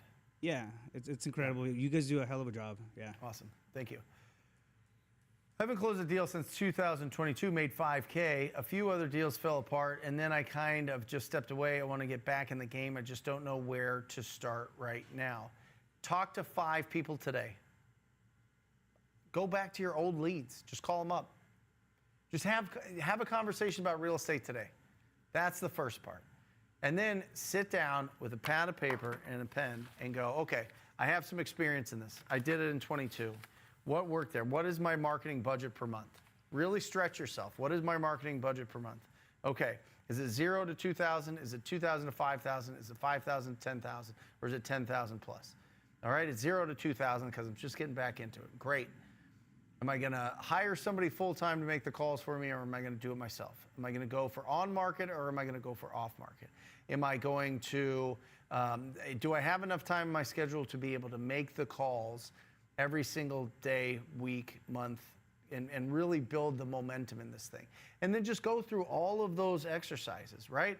You gotta look at dialing in your schedule. That's number one. Make sure that you're time blocking and making sacred time for this business. You got to dial in your marketing budget, and you got to dial in your processes for conversion. How do you pre-qualify? How do you do your lead follow-up? And how do you do your offer presentation? And any help that you can give, show up here. Show up every Wednesday. Show up to the live shows. Anytime that we're doing live shows, show up and rock and roll. You got this. You got this. Somebody asked, how many support calls do we do how many support calls do we do on a weekly basis in the Rhino Tribe? 11. And then 2 you do.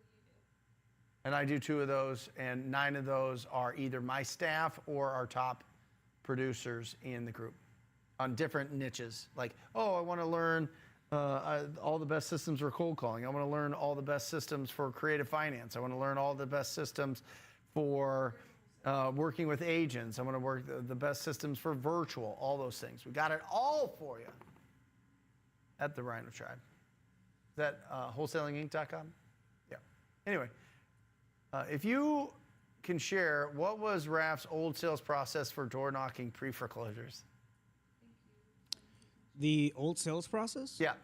I mean, originally, if you're going back to the time where I was looking at, picking up free leads, I would go to the title companies and just get free records from them. That's literally how I started on the door knocking side.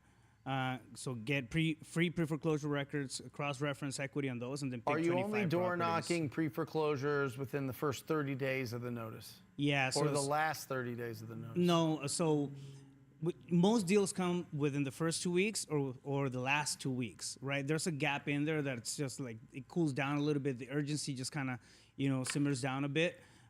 Follow-up is crucial at that point because you're still the go-to person. You have to be top of mind, right? If you can't get it locked up the first couple of weeks, they don't make a decision then. Something is going to happen because they're thinking the lender is going to help them. They're thinking their cousin is going to let them borrow cash. And when all that stuff falls through the cracks and it doesn't happen, they start scrambling. And who pops up is like the person who's been calling them the entire time, which is Rafael. Yeah. Right? So that's one. But you can get lists from pre-foreclosures from the title companies if you don't have any other way of getting, for example, PropStream or just go to county records so you get live data from them. So that's one way of doing it. And then going through the script. And again, shoot me a message and I'll send you the script and the SOP. But the process, it's not complicated. It just takes, a little bit of belly fire to step out there and then start, hitting those doors and having those conversations. That's all it is. That's all it is. And can you just wear whatever? Can you be like, Sean Astin in 50 First Dates wearing a fishnet tank top? Yeah, to no, the I wouldn't door? do that. Or can you pull that up? So Sean Astin, he played Sam. Samji. Sam sounds like a very interesting dude. But no, listen, look the part, right? At least wear a nice polo or something. One, it's going to be hot depending on where you're at. Here in Phoenix, we have 155-degree weather. So just, wear a nice polo, look decent, right? Look the part. You're going to these people with a solution. And I don't know, in my opinion, walking somebody's door, on just sandals and all raggedy and saying, hey, listen, I can get you out of your financial situation here and give you a solid solution. It doesn't really land, right? So it's, be, common sense, right, about that kind of stuff. But what's your leave behind? Okay, so here's a very interesting one. Leave behind. If you go through county records, a lot. Oh, it's not a tank top. I thought he had a what's up. tank top. I thought he had a tank. He's got a tank top on one. Yeah. Maybe not. Oh, dude, he gets. Isn't that so? Don't wear this door knocking. He gets all the deals though. So my leave behind. You can leave. Just a a piece of paper with your info, contact card, whatever, right? You can do that. One thing that works phenomenally, is it phenomenally or phenomenal? You got it. All right, so one thing that works great is if you're going direct to county and getting all the links from the county for the when the pre-foreclosure are posting, because you can actually get a link to the PDF. We're sharing that link with the sellers, and my leave behind is actually having a conversation with them. Is like, listen, can I text you this link? So now you have my number on your phone, and I have your direct number on my phone because I sent you that link. I mean, that's the best leave behind that you can, because then you can continue the conversation via text, and they make contact. So What do you that's a say ninja if they trick. answer the door? It's the opener is gonna be the biggest thing, right? We don't go straight for the pre-foreclosure word. We don't hey, listen, you're here, or I'm here because you're sinking in debt. We're kind of non-abrasive about that portion of it. Your property came across in my desk today, and I wanted to see if you guys have resolved the situation with the bank, right? Just kind of open up like that, and I just don't use the word pre-foreclosure. We don't use that coming into it, the situation with the bank. And then after that, they're gonna give you some type of follow through, right? What do you mean with the bank? Or yeah, I got it handled and whatnot. So if they do say they have it handled, and we just saw that the pre-foreclosure posted online, right? That's when we lead into that whole conversation for, hey, listen, is this the notice that you got or that you received? No, I haven't gotten it yet. Well, it might be maybe headed your way. Just giving you a heads up on that. So you open up the conversation like that, but the opener is I mean, literally that one little sentence, and that's gonna lead on to the rest of the conversation, which rolls right into the script. And are you doing, for the leave behinds, just a generic post-it note? Yes. So whenever we don't get an answer, we've gotten more responses or more callbacks from just a regular post-it note. Believe it or not, just like, hey, this is Rafael. I came by earlier. I couldn't get a hold of you. Please give me a call back. 480, your phone number. Then boom, just slap that in. Well, you don't want to put your phone number out like I did the other show? 480. Did you, is that what happened? Yeah. I was just in flow state. There you go. know? You can find my phone number, just Google my name. Yeah, it's not that hard. Google me, bro. It's not that difficult. Awesome. But yeah, so leave behinds, again, it's not super complicated. At the end of the day, the value comes not from the sale right at the door. It comes from the deal structure, right, and the conversation that you're going to have with them once they grant you that permission to keep going with that talk and they're open to it. Awesome. Matt, will you put the graffiti back up? I think we're wrapping up. Great show, guys.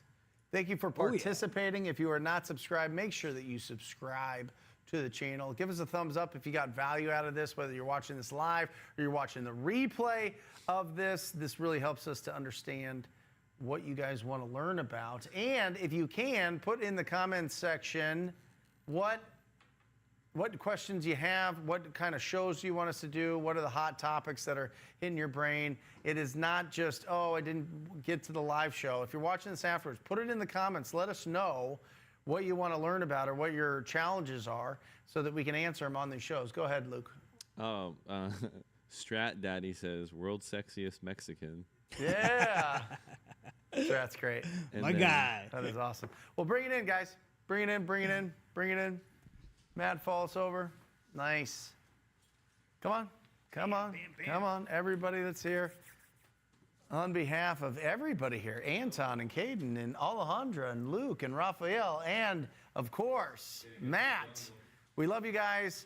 Remember, we encourage you to go out and take massive imperfect action every single day. Keep your house clean, protect your health, increase your value in this world, and you'll live a fantastic life. Ring that bell, brother.